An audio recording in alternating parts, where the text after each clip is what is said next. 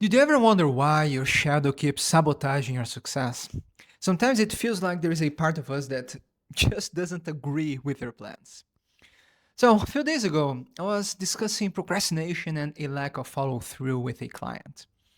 So, he stated that he wanted to reach this high level in his career, become extremely successful, and make a ton of money. But as he said that, I noticed that there wasn't any emotion behind his words. There was no passion, and he sounded very robotic.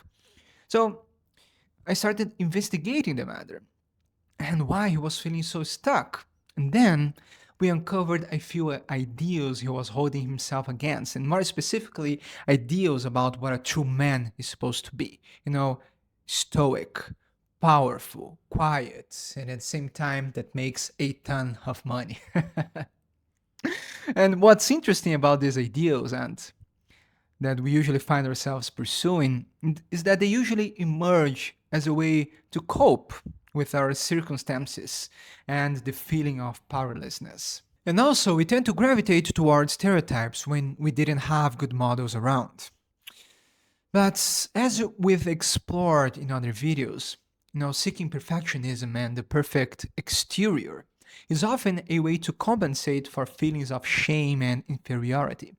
But the problem is that, you know, this persona we seek to fulfill is rarely an expression of our souls. In fact, sometimes it's the exact opposite. But we have to understand that this mask is there to hide our pain and the most authentic parts of ourselves. Because daring to be who we truly are instantly puts us in a vulnerable position. And let's just say that the feeling of being out of control doesn't agree well with our ego. And then there's the tendency to edit our personalities, well, as an attempt to control how other people will perceive us. But then we become enslaved by public opinion, stereotypes, cultural standards, and what our family expect of us. And then we give all of our sense of worth and autonomy into their hands. But the problem is that something inside of us can't bear these shackles. And so our soul hits us with restlessness, dullness, procrastination, and we often become a shell of a person. And this happens because we are disconnected from what's truly important and what makes us feel alive. So there is no other option besides feeling stuck because our souls just can't continue on this suffocating path. So this apparent sabotage is actually a call from the depths of our spirit, begging us to change course. And to illustrate my point, I want you to imagine this. So let's say you're after that big promotion and you are grinding and grinding. But something inside of you realizes that if you get this promotion, it means a lot more responsibility and time away from your family and your hobbies. So this part of yourself might start sabotaging your progress, with procrastination and lack of energy, because you're not being loyal to your priorities. So I want you to understand that I'm obviously not saying that it's wrong to want that great career, and have success. I mean, you see me grinding here every week, posting videos, writing articles, talking about my courses. And by the way, you can check them in the link down below. But I want you to understand the place this is coming from. Because if you're not doing this for the right reasons, and you understand your values, you might be sacrificing the wrong thing. For instance, I'm not willing to sacrifice my moral compass, my values, my message, and my creative freedom to win a few extra bucks. I'm also not willing to sacrifice my health and my relationships either. So that's why it's so important to understand your values and the place your desires are coming from. Because if they're coming from this place of inferiority, because you are lacking something and because you are, compensating for something, you usually end up losing your soul in the process. But now I want to bring more nuance to this, shadowy sabotage.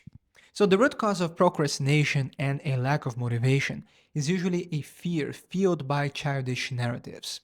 But we have to make a distinction as to when life is asking us to push through and when our soul is asking us to change course because we deviated from our values and our authentic selves. So, people who have trouble with discipline and constantly complain about not feeling motivated are usually identified with the Puer Aeternus and Puella Eterna, aka the man child or woman child. And by this point, I think you're sick of hearing me talking about the poor.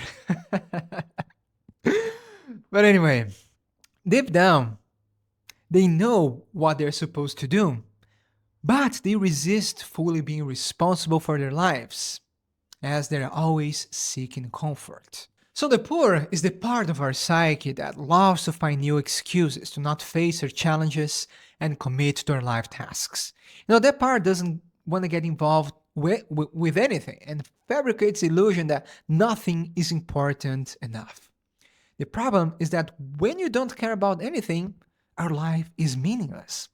Because the only way to find meaning is to deeply get involved with life and put ourselves in service of something greater than ourselves, greater than our selfish grumblings, and greater than our narcissism.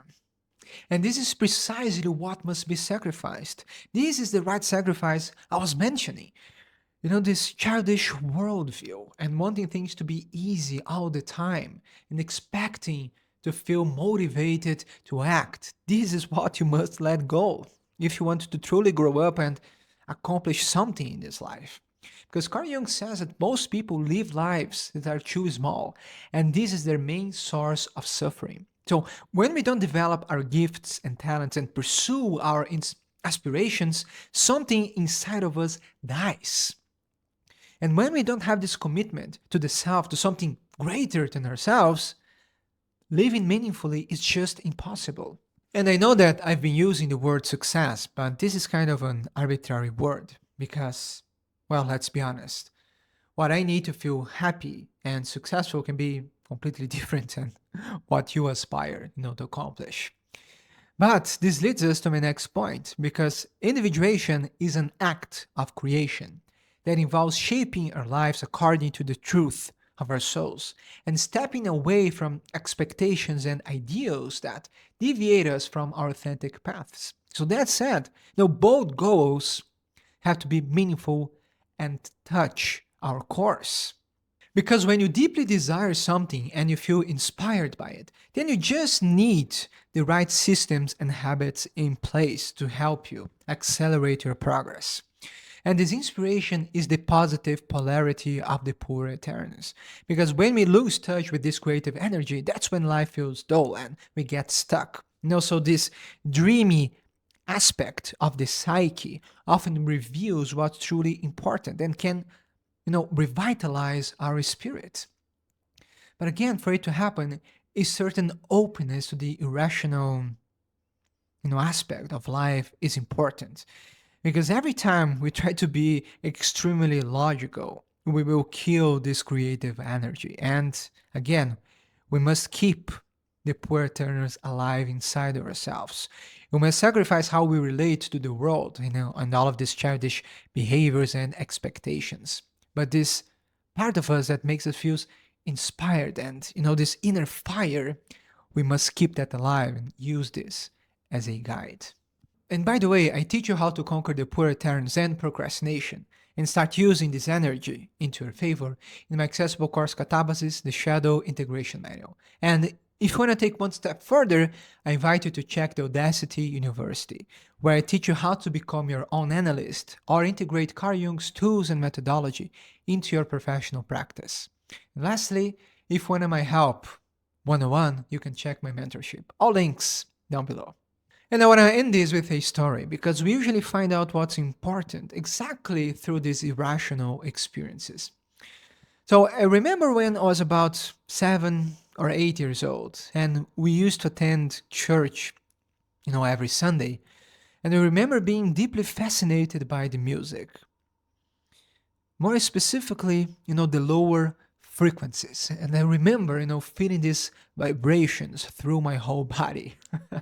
And it was a bit funny because at the same time that I was deeply, captured by it, it also caused me a certain level of fear because it made me feel completely out of control and I didn't know what was happening. It was, a direct experience with something ethereal, the divine.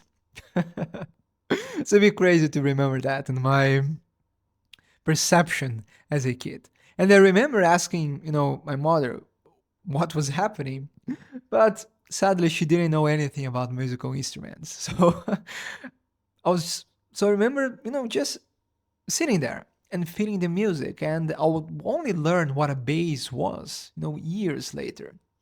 But this experience stayed with me, and I know that this is a great reason why I decided to pursue music later in life. And as I said, we often understand what is meaningful through these flow experiences, and then our logic justifies it. And that's why this connection with the unconscious is so important.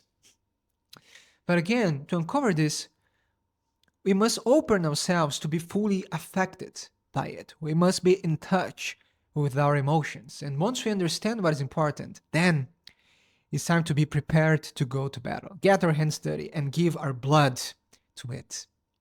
And if you do it, you finally feel like your life is worth it. And lastly, I teach you how to conquer the Puer and Aeternus in this next video.